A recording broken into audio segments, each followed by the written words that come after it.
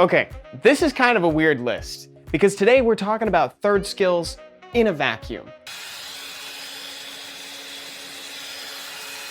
We're not looking at the rest of the monster. I don't even care what the monster's name is, though I will say it from time to time. So just as we go through this list, remember, I'm not talking about the rest of the monster's kit. I'm not even talking about their base stats. We are strictly looking at 10 of the best third skills in Summoner's War. We're keeping it to elemental monsters for right now, so water, wind, and fire. But if you guys like this sort of thing, then I'll do another list for light and dark monsters. Number 10, Touch of Mercy. This ends up being the exact opposite. It's more like a touch of agony or like a touch of murder. You're under arrest for murder. This is a homicide. This just does crazy damage and it scales with debuffs. That's it, just good damage. 9, Serious Matter. It's crazy that this is the quality of skill that we're talking about and it's still this early on in the video. What Serious Matter does is it pushes everybody's attack bars down to 0 and tries to put them on cooldown. This skill obviously belongs to Chung Pung, but we don't care about that because we're only looking at the quality of the skill. And this is quite the skill. 8, it's Magical Time. It ends up being vaguely similar to Serious Matter, but the way in which you get the crowd control is a little different because it's hard crowd control versus soft crowd control in attack bar reduction. Magical Time attempts to freeze the enemy team and it puts their skills on 1 turn of cooldown. But because your skills don't get refreshed while you're frozen, that effectively means that you've put them on 2 turns of cooldown time. That's a lot of value for 1 skill. The next entry on the list is Archangel's Mercy. This is a full team revive at the cost of a little bit of HP. Normally when it's a full team getting revived in Summoner's War, there is some additional clause added on to make it a little difficult to obtain. I'm looking at Morris's passive, for instance, or the fact that Kraka the Dark Hell Lady is a Dark Nap 5 at all. Getting your entire team back off a single skill is crazy, and that's why it's on the list. 6, Seal Magic. This skill irresistibly puts someone on full cooldown time and then attempts to reduce the entire team's attack bar. Anytime Irresistible appears in Summoner's War, it's a really big deal. It only comes up a couple times. And we know how dominant Ganymede was for so long. In fact, there's an entire video on the channel dedicated to just how broken Ganymede was. He used to be an entire team comp, double reset in a single monster.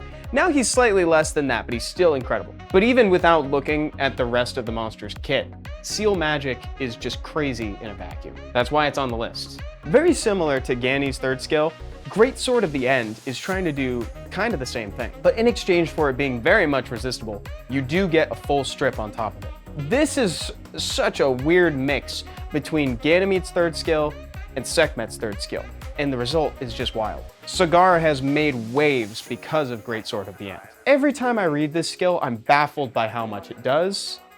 So it's number 5. Number 4 is Wind of Changes, another instance of irresistible effects. An irresistible full team strip is something that can't be found anywhere else in the game. The only thing that comes close is Elena's third skill, but it still checks accuracy resistance.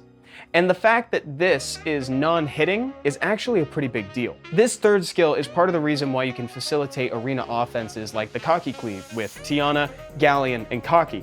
You can strip, set up defense break and attack buff, and then your cleave option is the first unit to interact with the enemy team. Number 3, Amputation Magic. AoE ignore defense. Still an insane sentence, even to this day. Like, looking at this skill just on its own, not even looking at the Joker it's attached to, it just reads like something that is absolutely baffling. We've talked about things like irresistibility today in this list. Anything that ignores a game mechanic is going to be pretty strong. And ignoring defense is another instance of that. All that damage reduction, gone. Your defense is completely ignored. Our penultimate entry on the list, All Things in Nature. It applies every debuff that has been seen in the game on the enemy and every buff that's been seen to your allies. This is another non-hitting effect. And because there's nothing attached to a hit, it's almost like it's an element neutral ability. Because it is. You can't glance with it, and it gets better depending on what your enemies bring to the table.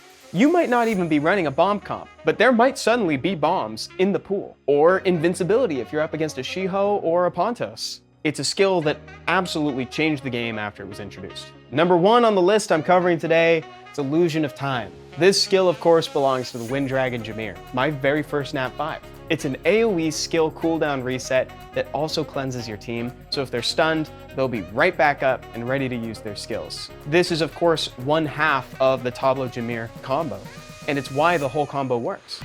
Ignoring cooldowns is probably one of the most broken things you can do in Summoner's War, and I'm a huge fan of anything that makes me feel like I'm cheating while I'm playing RTA. So, Illusion of Time takes number 1, but there are so many other skills that I could be talking about as some of the best in Summoner's War. If there are any skills that you think could be on this list and I didn't mention them today, put them in a comment, and if there's enough, I'll cover some more another time. And if you like this too, maybe I'll do LDs next.